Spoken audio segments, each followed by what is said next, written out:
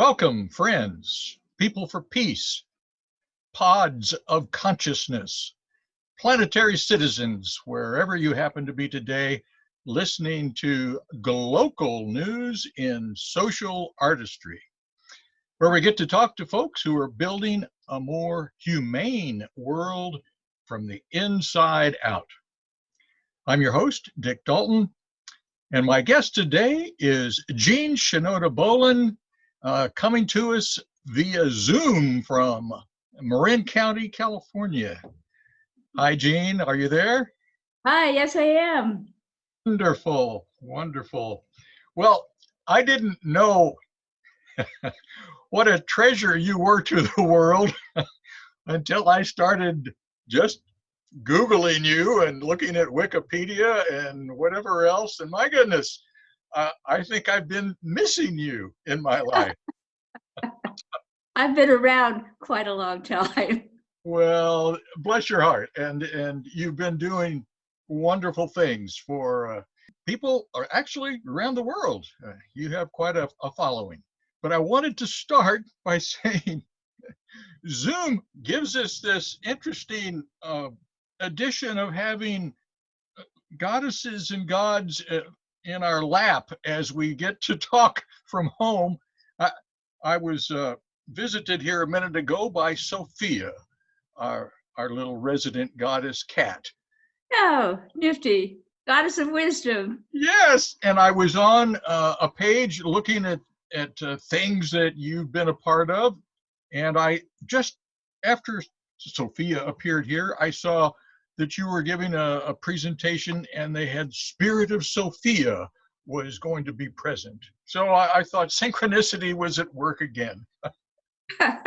It has been. That has been major word, especially now in this liminal in-between place when we don't know what's going to happen next, but we know we can't go back during this pandemic time. So liminal it comes from the word threshold, and we are in this threshold between what was and what will be, and what we do in this place can make a real difference. I've heard a friend of mine call it the time of the parentheses. Okay. Yeah, so various words try to describe this this place of in between. Right. Well, you're kind of a master of in between. You're a MD, psychiatrist, Jungian analyst. You've got the credits to go behind what you say. Would you like to just go ahead and introduce yourself in your way, because you think of yourself in ways that maybe the rest of us that just view you out here wouldn't have any clue of? Well, I'm mostly known as a Jungian analyst, author, activist, troublemaker. But going way back to even high school, it's like some part of me speaks up. In fact, I'm recalling when I was a kid, I would say that the instinct that said, it's not fair. It's the same message that has accompanied me all along. It helps me when I do individual work, which I still do. And when you say inside out, I thought that was a very interesting perspective, because if ever the work is done inside out, it is that I do. It is through listening to people who are troubled and who have dreams about what's going on with them. So I listen to them, I listen to their dreams, and reflect back to them what I am perceiving they are struggling with, to find out what I think essentially we all need to find out, which is who we are and what we came here for. Good. I love it. Obviously, you have found out who you are and what you came here for. I feel like I'm carrying out my assignments. Could you share what time in your life journey that awareness really came into a clear vision?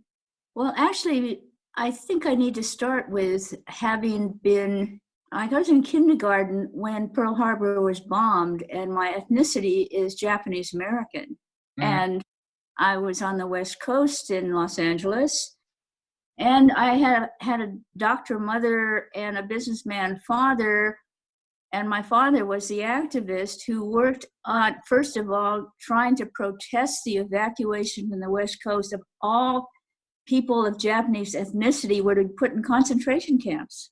And he tried to fight against it. And then when that was obviously not going to get anywhere, he worked towards getting us legally out of the state and into the rest of the country where we were free American citizens again. I mean, it's really weird to think that if you were of Japanese ancestry, you could come under martial law and have no citizenship rights. And then as soon as you left the martial law boundaries, you were again a free American citizen. So during the war, Second World War years, we lived in a number of places, from New York to Grand Junction, Colorado, to Blackfoot, Idaho, to Denver, and then back to California. And somewhere along the line, my own consciousness was aware that I would be entering new schools, and I had to be aware that I was different and that I could be, there's prejudice in this world. And I became aware that I had to be on guard about the prejudice that I could run into. But I'm not a very threatening person, actually. and I wasn't as a kid. And also, I am kind of an optimistic person. And consequently, I found I made friends all along the way. I did run into prejudice, of course, but it didn't mar me, but it made me aware. And so all my life as an adult as well, I could be acceptable to the mainstream, but I was different. And so there's a consciousness that has to do with being, when you don't, when the word was positive marginality. I don't know if you've ever come across that word. No. But positive marginality means, when you're on the margins, it usually means that, you don't fit in, you're marginalized. But when it's positive marginality, you actually are acceptable, but you yourself know you're different from the group that accepts you. And so you develop a consciousness that sees things from two ways. And so I think that led a lot to my own growing consciousness. And of course, to become a psychiatrist is a sure way to become aware of differing consciousnesses. Well, as you're talking, I'm reflecting that I had a very, I'd say, stable upbringing in some ways, but I felt what you just described, that I was acceptable, but that I felt different and Right. sort of walked in two worlds, or maybe three. Now, why was that? I'm not sure. I was a number two son. My older brother didn't want me playing with his gang. He was 3 years older. It's hard to describe, but I did a lot of finding ways to play by myself out in the cemetery behind our house or out in the parkway across the street, and began to identify with a book that I had on the bookshelf called Indians. They had pictures in it of beautiful stories and so on. So it's hard. It's really kind of hard to exactly say, but it's been ever present with me. I'm wondering how many people might share that same kind of sense. I think people who have been comfortable spending, in fact, very comfortable spending time by themselves, that the development of the inner life, the introverted side, the imagination, because you are playing with your imagination when you are out playing among the cemetery place, things like that, or wherever you are. So it develops a perception that is your own. And then when you join the gang, you realize that you don't go along with everything that the guys are talking about and doing or whatever, that you have a separate And that is, in Jungian terms, you begin to individuate. You become a person in your own right that is not just going along with everybody or living out what your parents expected you to be or that sort of thing. And so much of the work of Inside Out has to do with people realizing that they made every effort, often a good effort, when they really fit in, and to be who the parents wanted them to be, only it wasn't who they were also inside. And so around midlife especially, this is when people start to think in more Jungian terms about, well, who am I in terms of what really matters to me? I mean, so when you adjust well to what's expected of you, you don't start to differentiate yourself often until much later. I mean, if you have difficulty from the very beginning fitting into your family expectations or something like that, then you start to be unhappy in ways that can lead to real problems for you, or it can lead to you being an individual in your own right. Thank you. You are a crone, is that right? Well, I wrote a book called Crones Don't Whine, and I had to use the word juicy to put in front of the word crone, because otherwise the thought is dried up old, and that doesn't strike a good chord. But the juxtaposition of juicy and crone is an interesting one. It redefines the word that has been at one time very honored. Crone came from the word crown a long time ago, and in any culture in which an older woman, an elder, is looked up to, then a crone is an honorific, but it certainly isn't in American culture. And so when I wrote Crones Don't Whine, the reading line, it was how to be a juicy crone. And this goes back, you mentioned about reading it at some point, that you were reading this book about Indians. Mm-hmm. Well, within the Native American tradition, and going back to the Iroquois Confederacy and the Seneca Nations, the tribal group coalition that influenced the American Constitution with its checks and balances, and with it directly influenced the framers of the Constitution, and there has been books written about that. And one of the things that they adopted, the Constitution adopted almost everything that was in the Iroquois Confederacy, like the differences between the states holding their autonomy and yet there being a central government, and all of the things that are sort of an issue right now in our own governmental perspective, goes back to there. But the one thing that was left out, or two things were left out.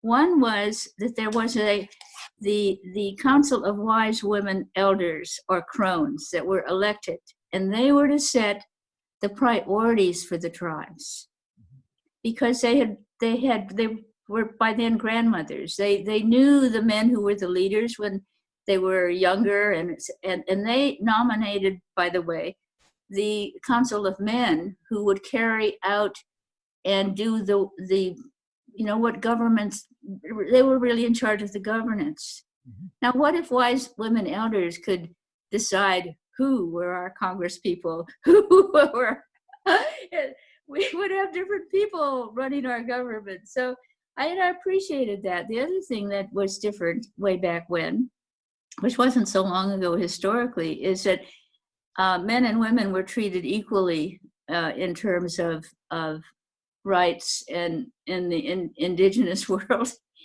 And in our Constitution, women didn't have the right to vote, which it took the 19th Amendment to make women equal politically, at least when the vote was concerned. And was it also true that the women actually were thought to be the owners of the land, and if there was property, and so that it was passed down via the women is the way I understood it? I understood that the land did not belong to people. Well, I know that, yes.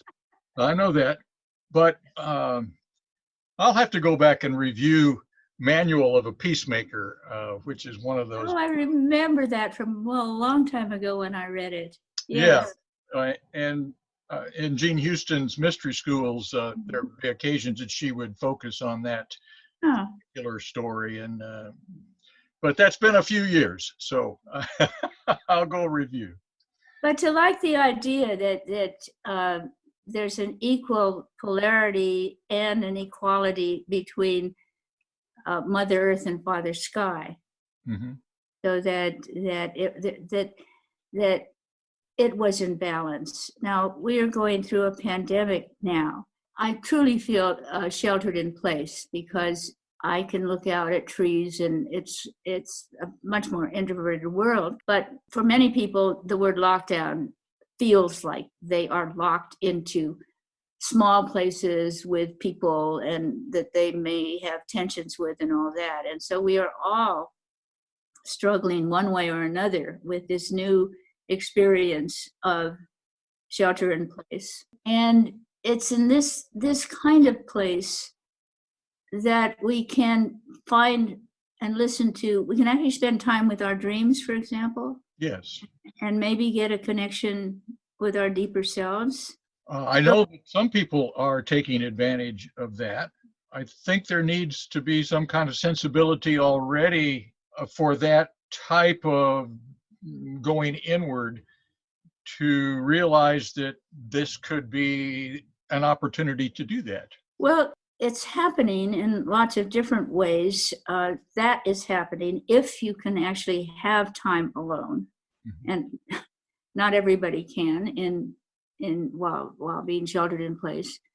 But the other is how people are reconnecting with families who live in different parts of the world and with old friends who they went to college with or something that they can communicate on Zoom. And on Zoom, everybody's an equal. You see, you see each other's faces. And then when somebody speaks up, it's highlighted. And there's this experience of equality. There's an experience of being connected. Now, this is the same as what I've been calling circles.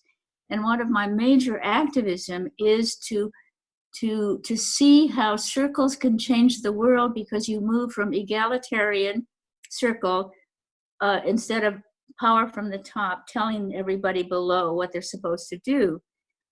And this, whether it's Mother Earth, Father Sky, whether it's a circle and hierarchy, there just need to be a tension between the two different principles. And we don't have it in the Western world. The Native Americans apparently did. We tend to idealize them at this point. But the indigenous people have been holding on to some bit of real truth for eons while they have been marginalized a lot. And it's at this point that we're starting to listen to the wisdom that underlies their traditions. So in your, I did get the Kindle version of your millionth circle. Is that what it's called? Right, right. And I got through that in a way of seeing that it was very focused on women's circles. And maybe you could speak to how that is in many ways unique or more more constructive, more advantageous than male female in the same circle or men having their circle. How does that work in terms of your thinking? Well, for one thing, women do circles naturally and better than men do. Men, from the time they enter kindergarten and first grade, are often very much aware that there's a hierarchy. Gangs do hierarchy, and it's only when men enter into a sense of an egalitarian relationship with women or with a particular woman do you have a balance between two gender, men and women, each of whom have their own gifts and both as a gender, but also as individuals. So when women have a much more natural awareness of doing circles, so it's easier. Now, there has been a men's movement also that has used circles, and they had to get rid of the usual need that men seem to have is who's alpha in this group. That just seems to be one of the things that male people seem to have had inculcated into them. But once there's a sense of brotherhood and sisterhood, you don't have that anymore. So I'm thinking that when you have men and women who can do circle work, then we enter a different age of brotherhood, sisterhood, instead of patriarchy with power over. Mm-hmm. And so what's happening as I'm thinking about all these Zoom circles that are happening all over is what happens when there isn't anybody really in charge who has all the answers. What if problems are solved within a group setting or a circle setting? Or of course, a person who knows more about something can put that something into the circle conversation. But there's a real change in the culture when circle rather than hierarchy is the way people relate and problems are solved. So I wrote The Million Circle, How to Change Ourselves and the World, with women's circles in mind. But the principle of it had to do with it growing out of the anti-nuclear activist movement, which reached critical mass tipping point. And back then, people said, "You're stupid if you think you can influence the superpowers to stop the nuclear arms race." I mean, maybe you probably remember the anti-nuclear activist movement, right. Mm-hmm. The storefront movements and things like that. And The Last Epidemic was the major film that started a lot of that going. Was Calderon one of the women in that movement? Do you remember? She was a she was one of the equivalents of the prophets that then spoke the words of truth about things, and then the film The Last Epidemic was shown all over, and that's when I was influenced through Vivian Burden Rowe, who was somewhere in the Midwest, watched The Last Epidemic, was a school teacher, and she decided that, that's the major issue that we have, that if we continue the nuclear proliferation, we're gone, we're done. So she decided to make a commitment that this was the most important issue. And so she came to California, to Berkeley, and started a storefront thing. And the conversation evolved. She at some point along the way, the director producer of The Last Epidemic, whose name I don't remember right now, called her up and heard that she was doing this, whatever she was doing, and encouraged her to do what she ended up doing, which was to start a documentary that I was in called Women for America for the World, and it was nominated for an Academy Award. And she and her partner, a man, had developed not only worked together in an egalitarian relationship, but they got a new puppy that they named Oscar. And so in the whole issue of here, Oscar, come here, Oscar, yeah. And the playfulness of thinking that they actually might win an Oscar for this documentary, and they did. And so when they did win the award, the Academy Award in the documentary class, she also was able to say a few words about what the whole point of it was. And this sort of one person with a mission contributes to the whole of it, and change happens. And so my Millionth Circle grew out of the story that influenced all the anti-nuclear activists, which was called The 100th Monkey. Do you remember the story of the 100th Monkey? I read it several times. I'm very well familiar with it. You can even find it as a PDF on, just Google it, and it just comes right up. Well, it sounded as if it were actual scientific observation. It actually was not. Mm-hmm. But basically, it was based on the premise that leads to real change, which is that when any species, in this case it was monkeys living on islands off of the shores of Japan, But it's when any species learns something new, it shifts into becoming like an instinct. And that's when tipping point and real change comes about. And I could see it when I reviewed the history of how women got the right to vote. There was a huge effort to get the right to vote. And it went from, I think, 1870 to 1919. And the women who struggled to get the right to vote, many of them were imprisoned. They were considered ridiculous. It was not easy for women to get the right to vote. And it passed by one state.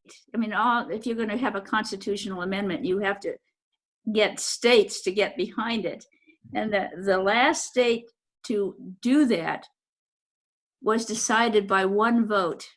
And it was the vote of a son of an activist mother who wrote a note to her son, "Do the right thing." This is what I heard. And he voted to support the women's right to vote. So then women got the right to vote in 1919. I might come along, I think, but what's the big deal? Haven't we always had the right to vote? Because this is what happens when everything is fought against, and then there's a shift. Suddenly that which was resisted becomes the new norm. And so based on women's circles, the idea behind the book, The Million Circle, How to Change Ourselves in the World, is exactly that if there's enough circles of women and men, of men who work within, the whole circle principle, then at some point there will be a shift in our culture. And haven't we always treated men and women as equals when that happens, And that may happen. As I watch the television, and I'm amazed at how many that there are women governors and there are senators and whatever. So the culture is changing, because certainly in medicine there are a lot more women doctors. In fact, there are, I think, more women graduating from medical school these days than there are men. Mm-hmm. And so you don't think it weird that you have women doctors. Haven't women always been doctors? Well, no. I'm thinking of two things that you've triggered in my mind. One is I became aware of and participated in the Mankind Project of a new warrior training adventure weekend out there in Oregon, by the way, right. Back in 2002. And such a powerful experience for me, and observing the other men in that, very powerful experiences for them. And after a weekend, then you were supposed to be part of a sort of like a circle. They called it an I group. And you would meet regularly and do that kind of processing. And then more recently, very recently, yesterday, I was part of my first compassionate listening circle. Oh, my goodness. A couple of facilitators up in Seattle area started. They had been on my radio show earlier in the month.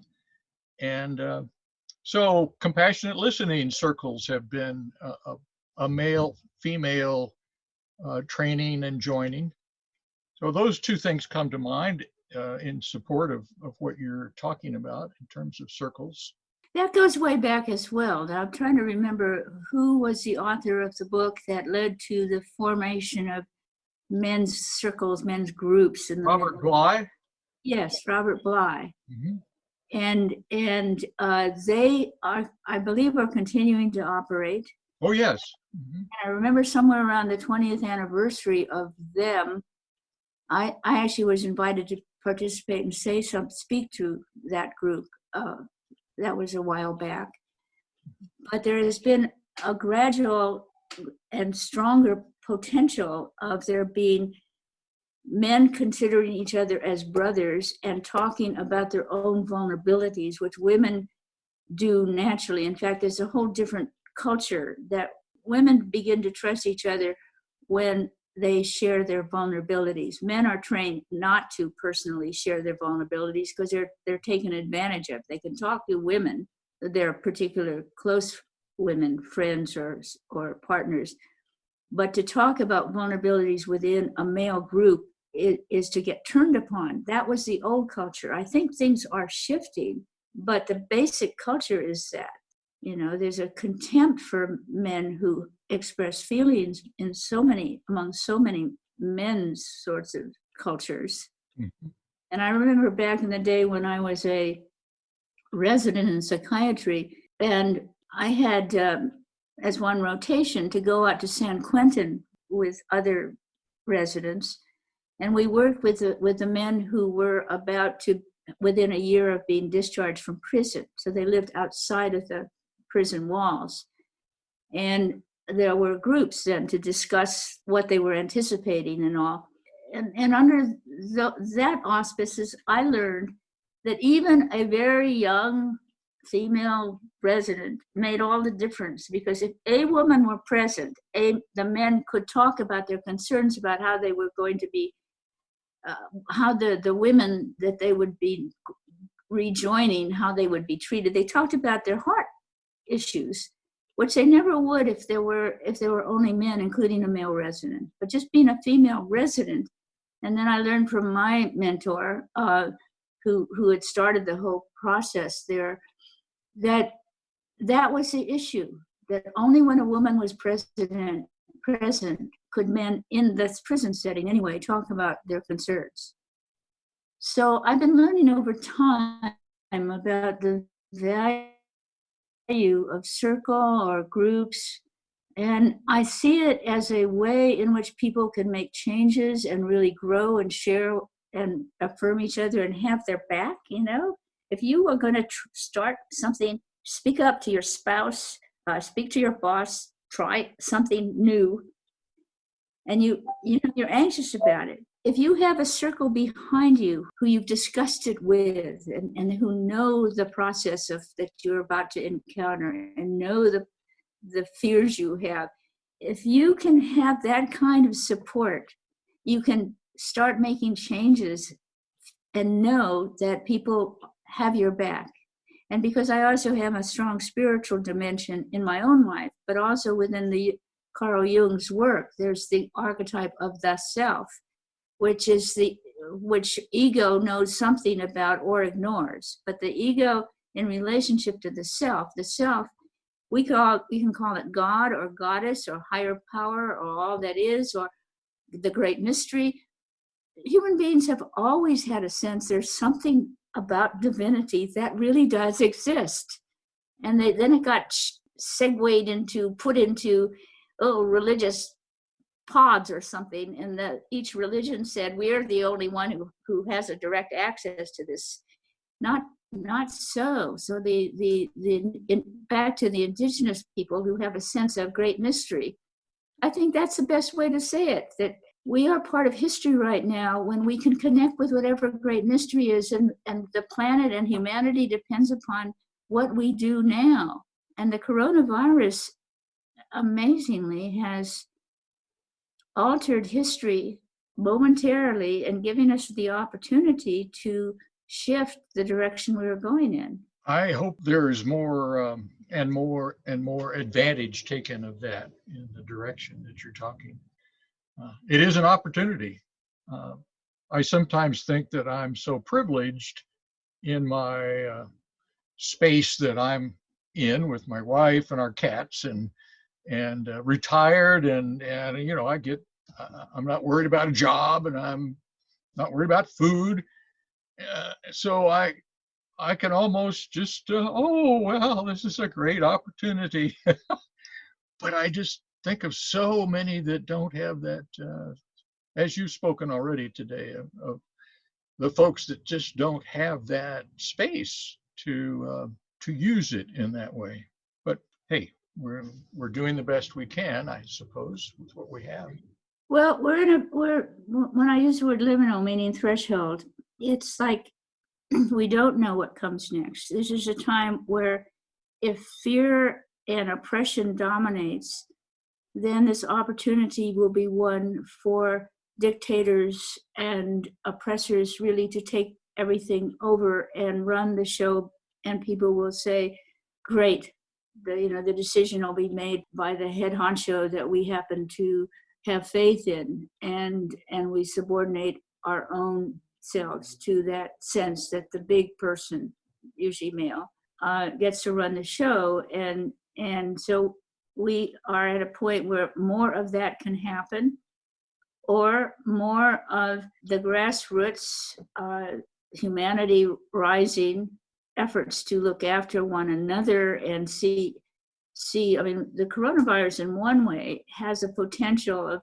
while it clearly is wiping out the elders in nursing homes and the people who are impoverished and all that, there is, the reality is that it's also cutting across all kinds of social areas. And one of the reasons for sheltering in place is because we all know until there is a vaccine, we could get it. Yeah, exactly. Yeah, very, very, very true. You spoke of archetypes there with your Jungian background. Could you just give us a brief introduction to archetypes that maybe all of our listening audience doesn't have?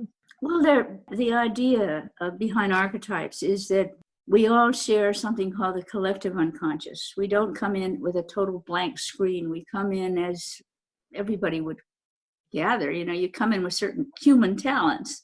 And some people have a great deal of artistic talent, and some people have hardly any at all. And some people are athletic, and other people are klutzes. But they're all human abilities and patterns. And the archetypes are take in certain personality traits and patterns. And we recognize them as archetypes because there aren't that many. And literature, you can track certain characters and you can see patterns and all. So anyway, the names that are most familiar in Western culture happen to be the mythological characters. So I had written Goddesses in Every Woman, for example, based on the Greek goddesses, which are part of the mythology of getting a Western education. And what they do is they help to classify people well in their gifts and their problems, so that not every woman is maternal, for example. That is a strong archetype in many women. If it's your primary archetype, then you're resembling Demeter, the mother archetype. And from the time you were little and you played with dolls and you imagined having children, versus the Artemis Athena archetypes, which are quite different. Athena is the armored goddess, who thinks well and the best strategist on the battlefield.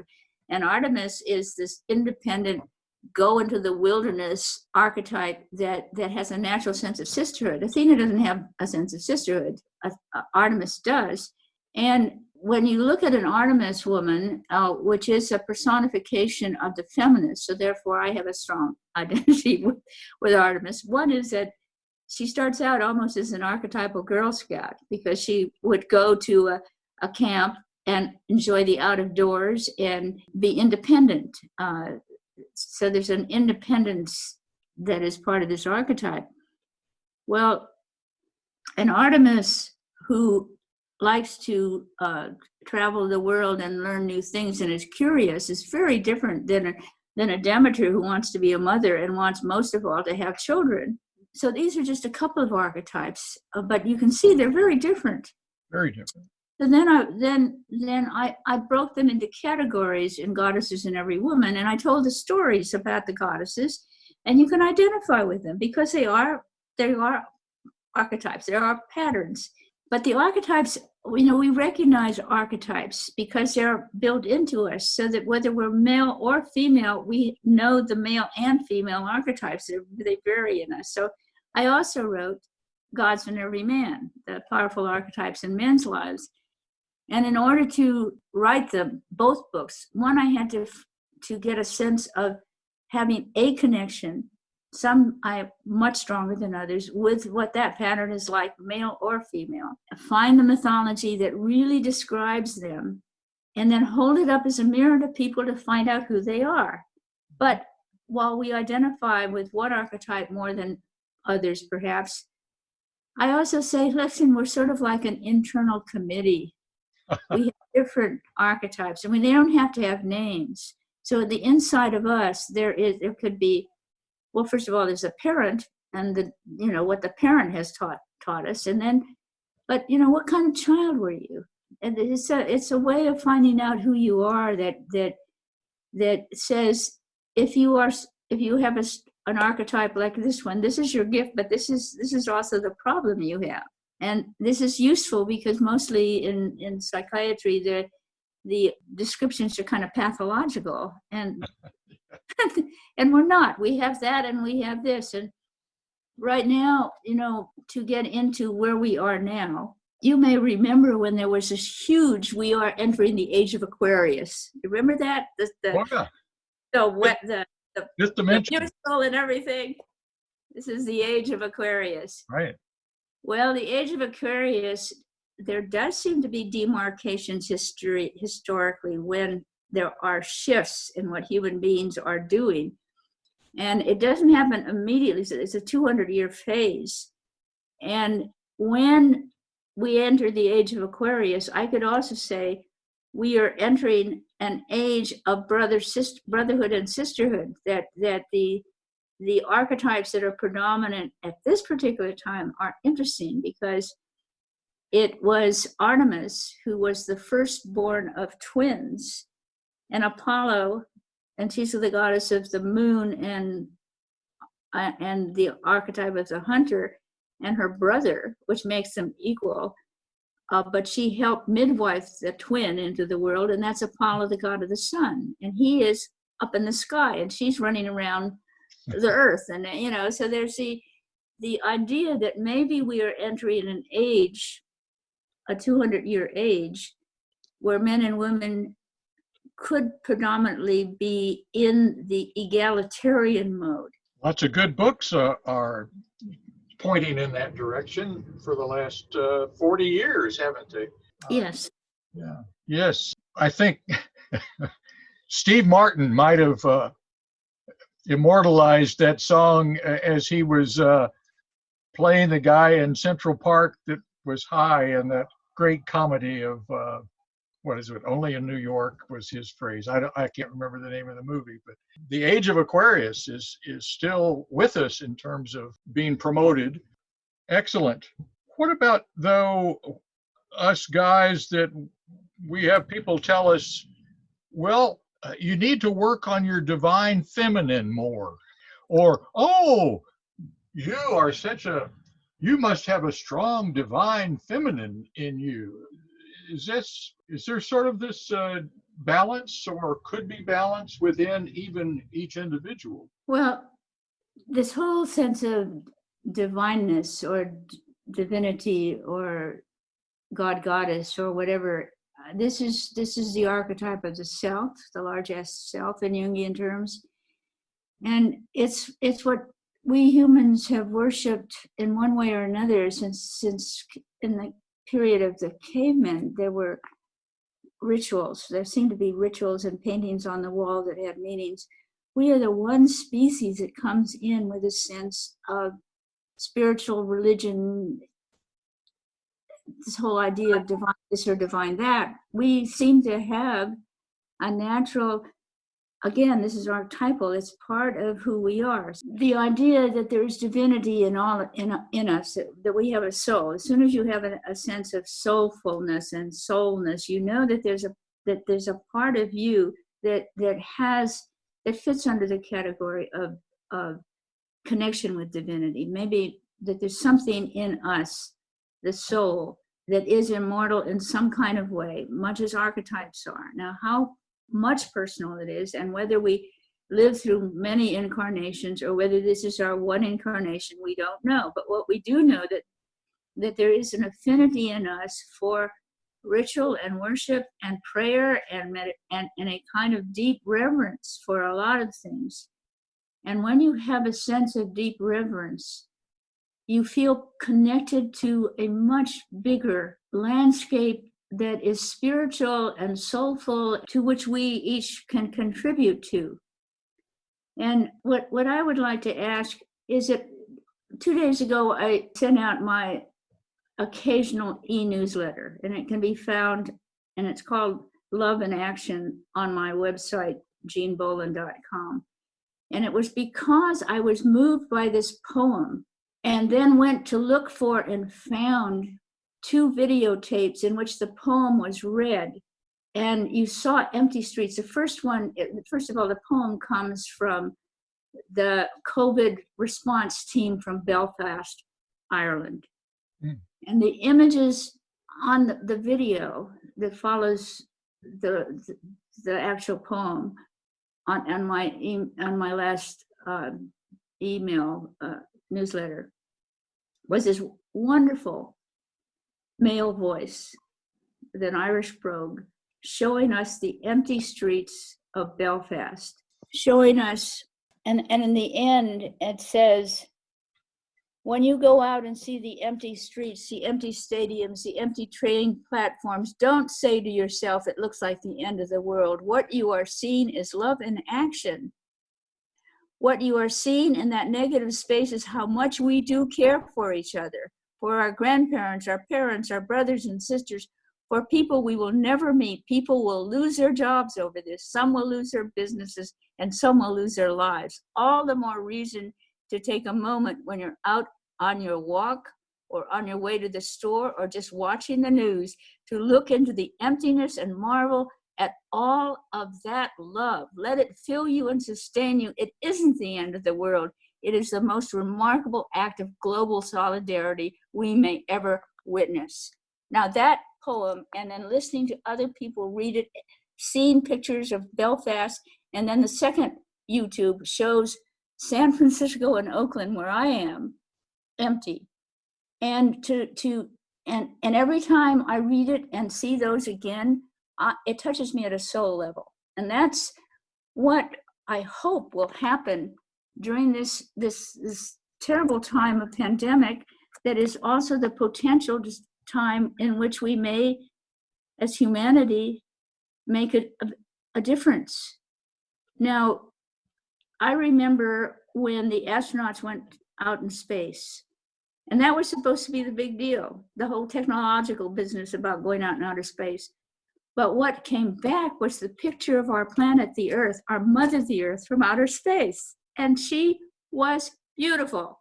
And that can be transformative. So this is part of where my optimism comes from. It's because the effect on me of when we see things like the Earth from outer space, when we are touched at a soul level about how we are connected with each other in this planet in a way that we didn't realize before. So what is that thing behind me?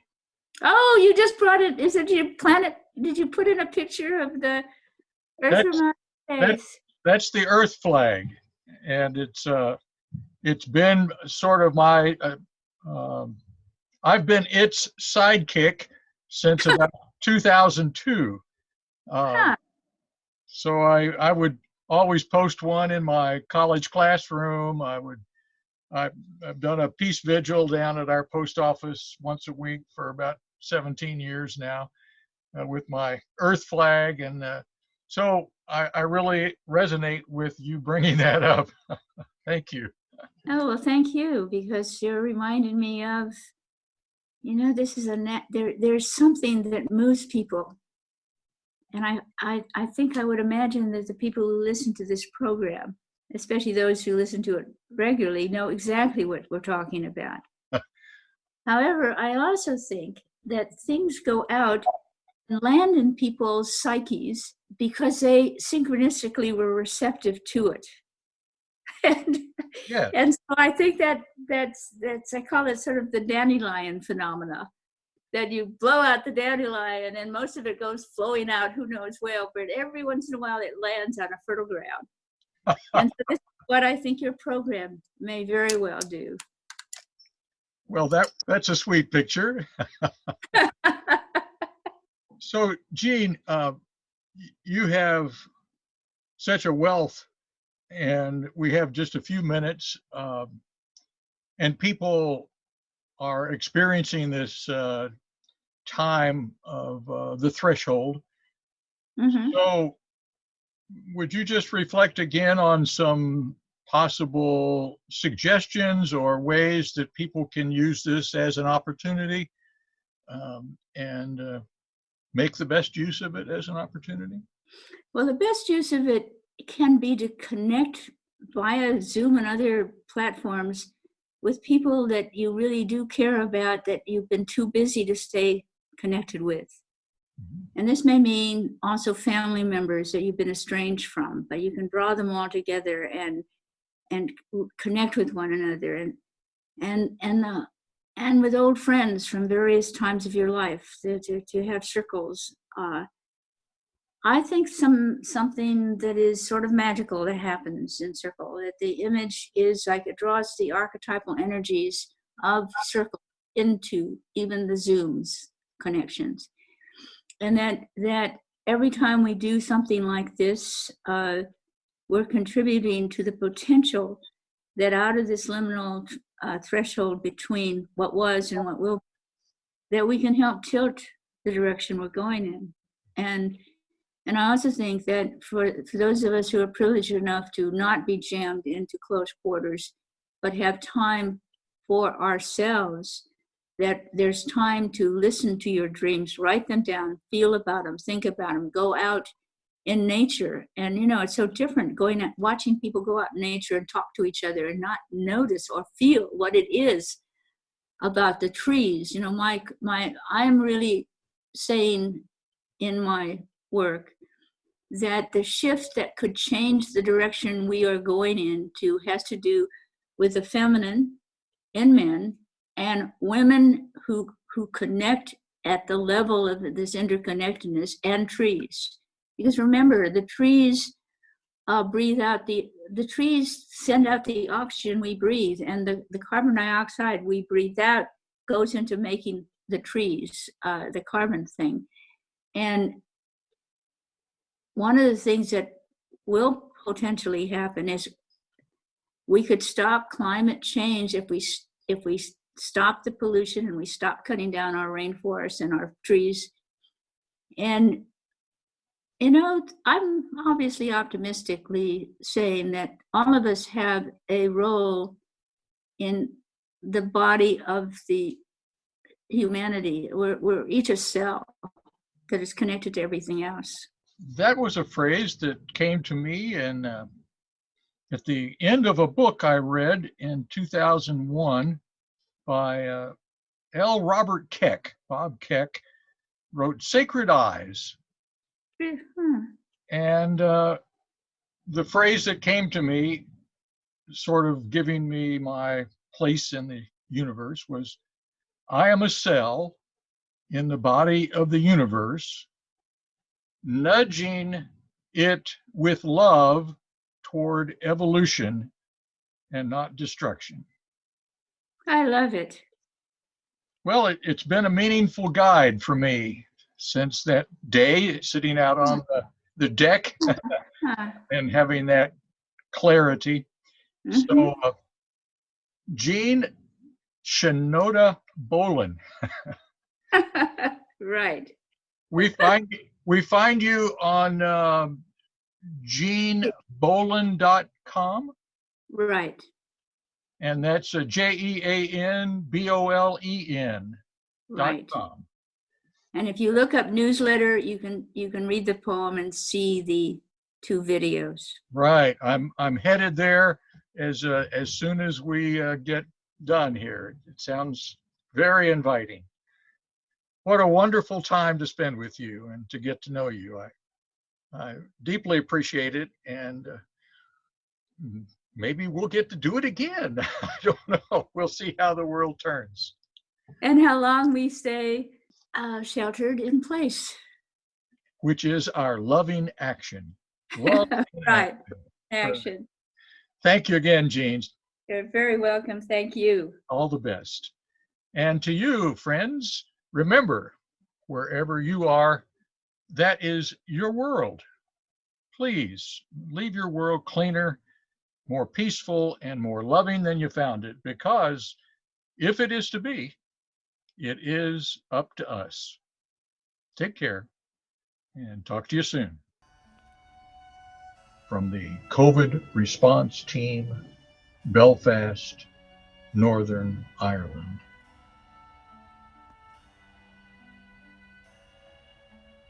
When you go out and see the empty streets, the empty stadiums, the empty train platforms, even the empty children's playgrounds, don't say to yourself, it looks like the end of the world. What you're seeing is love in action. What you're seeing in those empty spaces is how much we do care for each other. Care for our grandparents, our parents, our brothers and sisters, for all those with their own health problems. We care for people we will never meet. People will lose jobs over this. Some will lose their businesses. And some will lose their lives.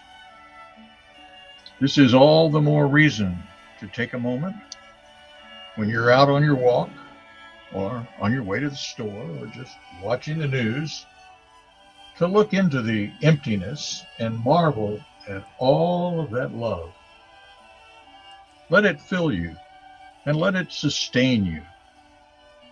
It isn't the end of the world. It is the most remarkable act of global solidarity we may ever witness in our lifetime. So stay safe in your house, stay at home, and God bless you all. From the COVID response team, Belfast, Northern Ireland.